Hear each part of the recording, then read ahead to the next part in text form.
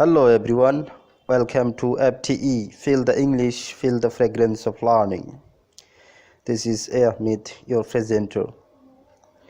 Today we are going to discuss about the University Wits, a group of English playwrights who made a notable contribution in the development and growth of English dramas or in the field of theatre of the 16th century England and so on.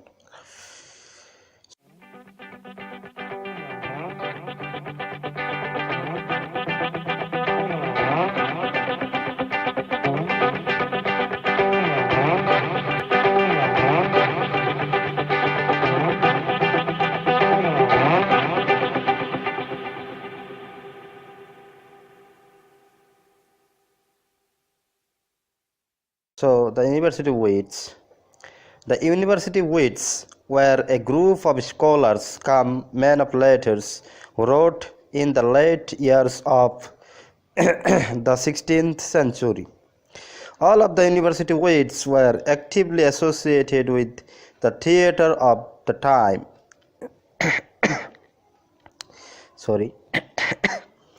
And composed dramas for the theatre.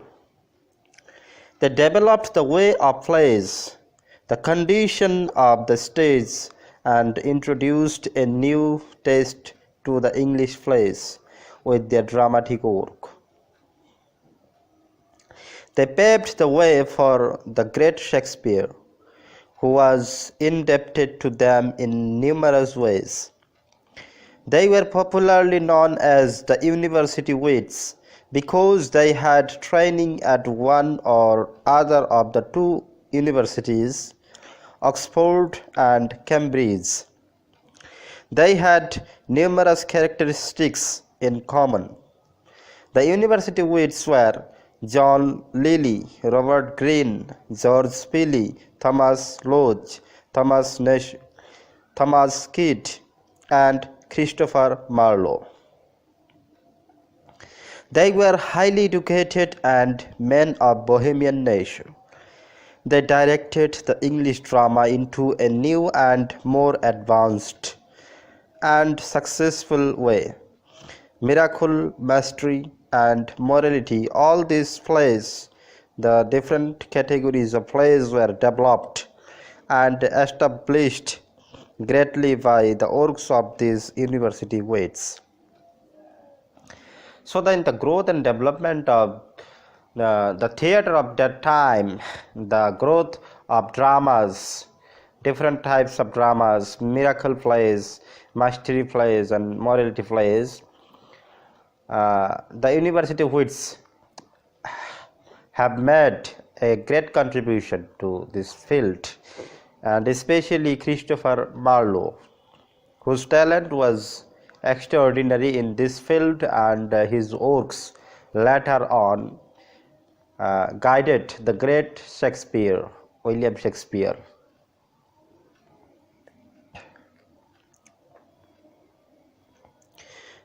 Now John Lyly, 1554 to 1606. John Lyly, though a dramatist, is well known for his prose romance Euphues than his dramatic productions.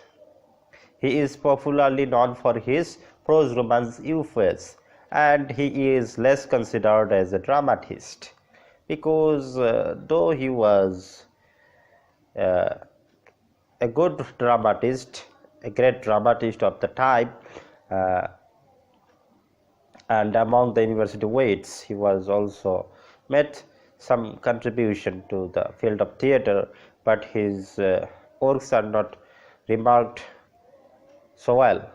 He wrote for the discerning countries with a little touch of comedy rather to please the audience. His plays are the nature of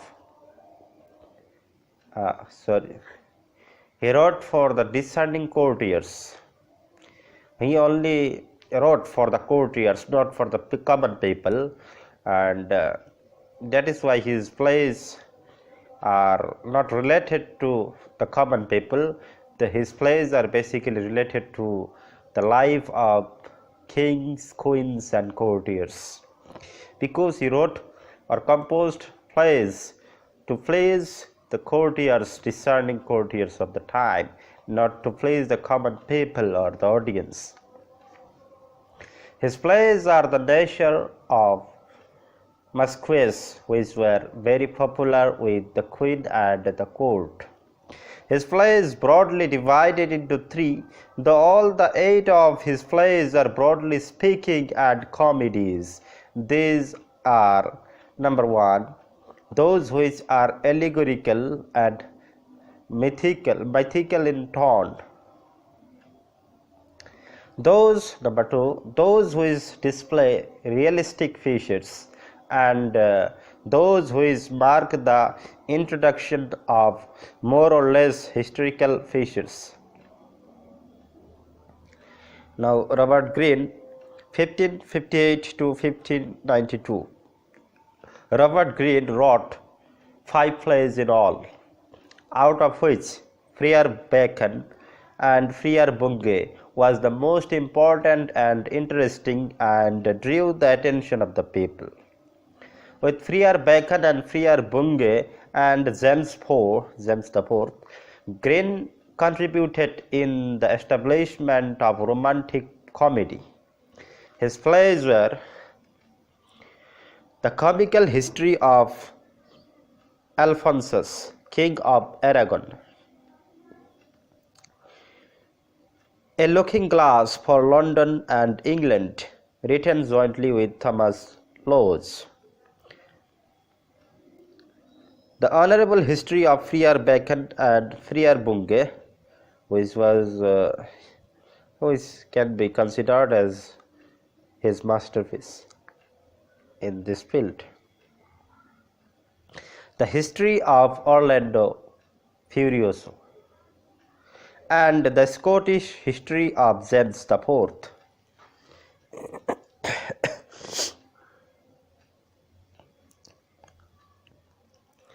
George Peele, 1558 to 1597. George Peele was a versatile dramatist who produced different types of play, but his plays failed to gain technical brilliance and capture the atmosphere of the theatre of that time, and also to capture the attention of the audience.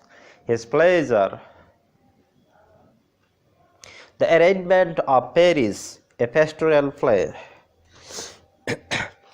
The Battle of Alcazar, a romantic tragedy,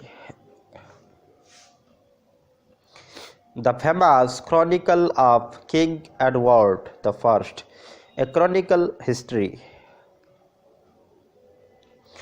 The Love of King David and Fair Bathsheba, The Old Wife's Tale, a romantic satire. So from this list we can easily understand the versatility of George Peele in the field of drama. He composed different types of plays, but he basically failed to gain technical brilliance and critical appreciation. Now, Thomas Lowes and Thomas Nashe. The dramatic work of Thomas Lowes and Thomas Nashe is minor and inconsiderable, as they have not contributed any notable mark to the theatre of that time. According to Gosson, Lowes was little better than a vagrant, looser than liberty, lighter than beneath itself. And according to Nicol, he was the least of the university wits, as he practically gave nothing to the theatre of the time. He personally composed only one play, The Wounds of Civil War. Both Lowes and Nashe are much more important for their fictional work than their dramatic productions. Thomas Kidd was one of the active university wits who concentrated his mind in the world of theatre and play. His only play is the Spanish tragedy, which is modeled on Seneca's Revenge, in which his tragic hero is an ordinary person rather a royal personage.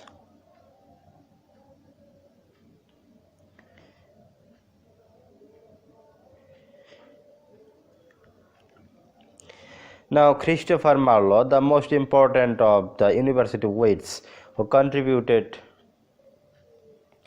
a notable contribution. He contributed a notable contribution to the field of English drama of the time and also paved the way for the great Shakespeare. Christopher Marlowe, 1564 to 93. Christopher Marlowe was a different talent in the field of dramas. His plays are moral and interesting in the plot. In Nichols' word, he is the most talented of pre-Shakespeareans. Marlowe corrected and reformed the chronicle plays of his time, which were formless and poor in characterization. Marlowe humanized the puppets of these plays and introduced motifs in them.